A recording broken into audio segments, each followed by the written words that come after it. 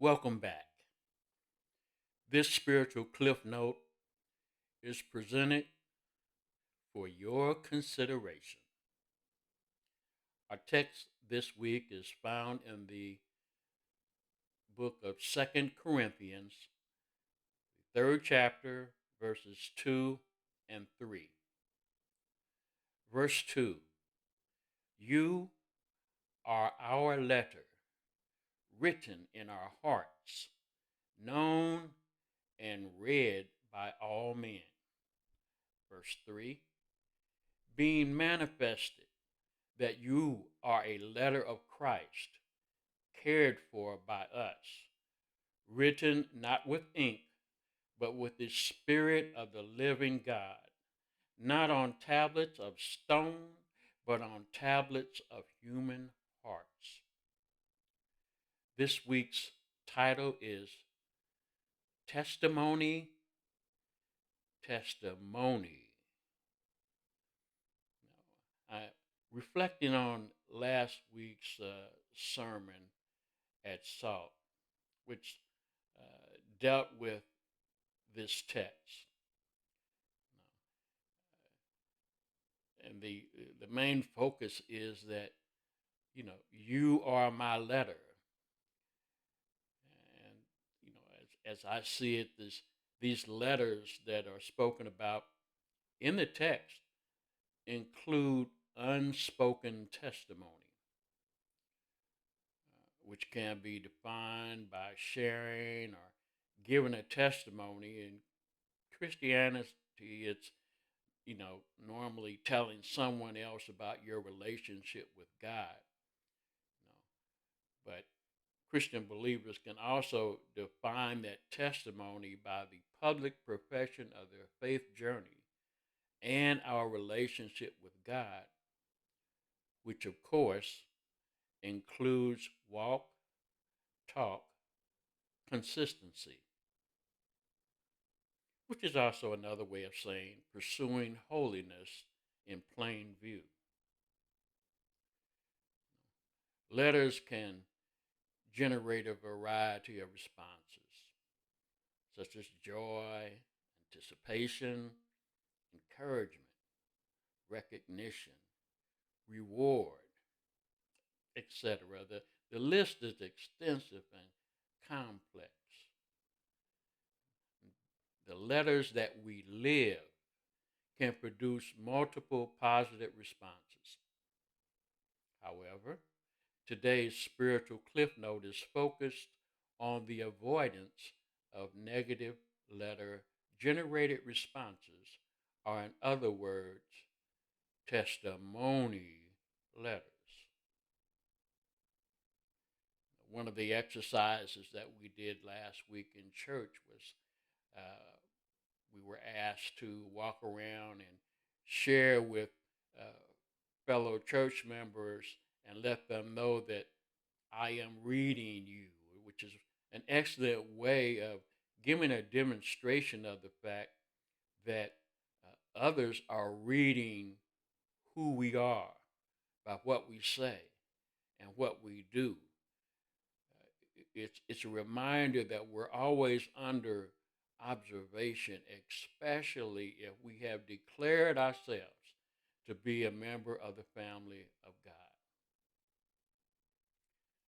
Yes, you'll note in the title that I use the word moan, MOAN, in case my Indiana accent is throwing you off. But moan it's a functional word because contradictions between our walk and our talk can cause moaning, can produce a long, low sound by a person expressing spiritual or mental suffering. Well, you say to yourself, if the contradictions in my life produce a bad letter, who may be moaning? Well, one, those that are disappointed in you or misled by you. Second, the entire Trinity.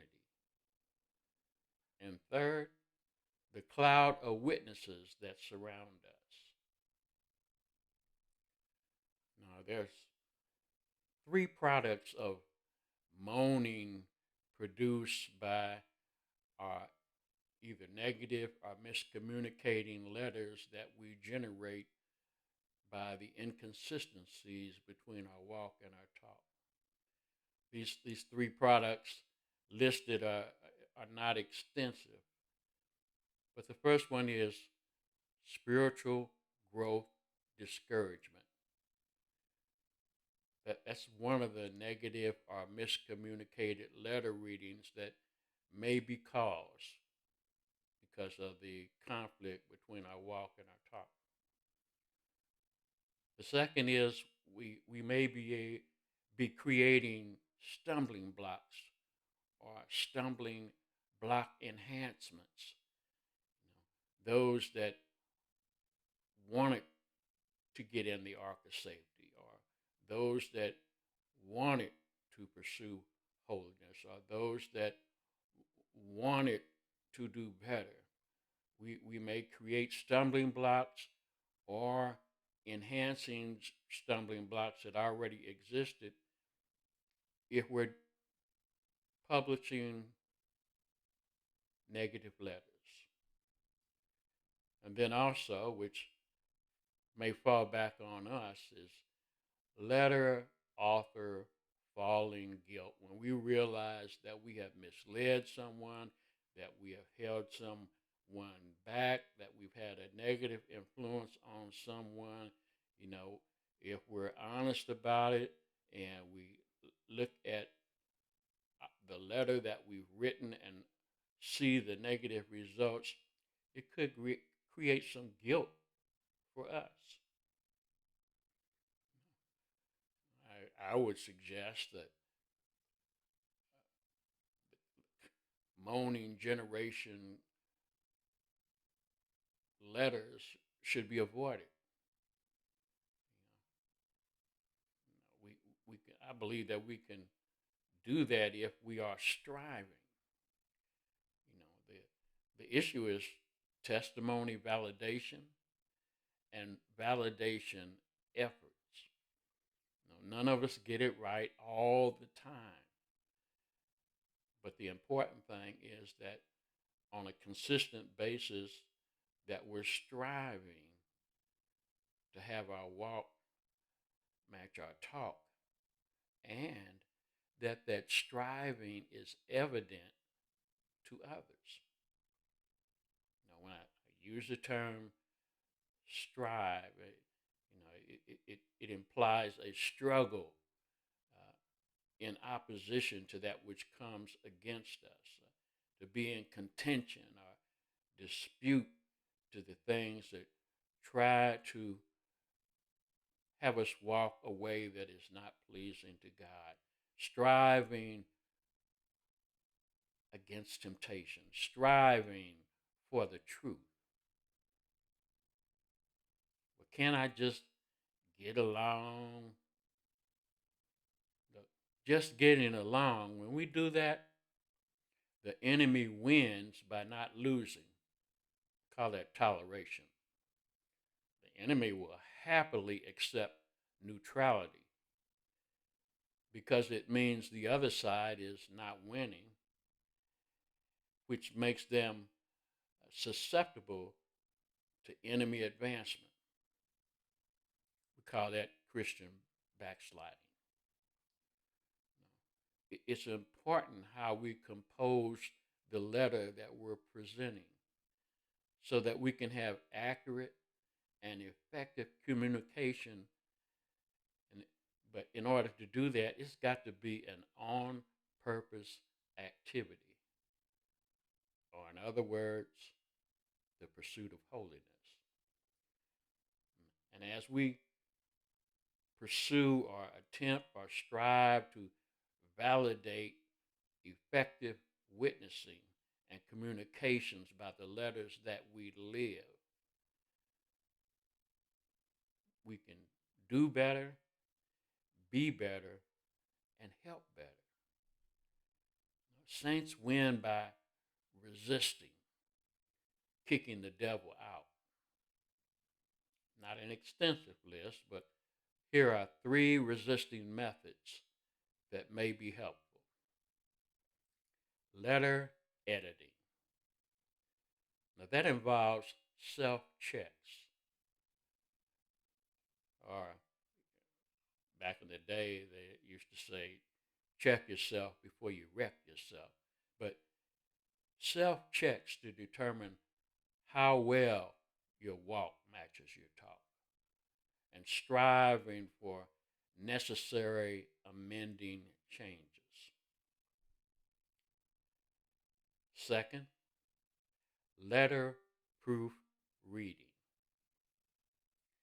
Now that involves allowing a trusted saint to proofread your living letter and suggest improvements.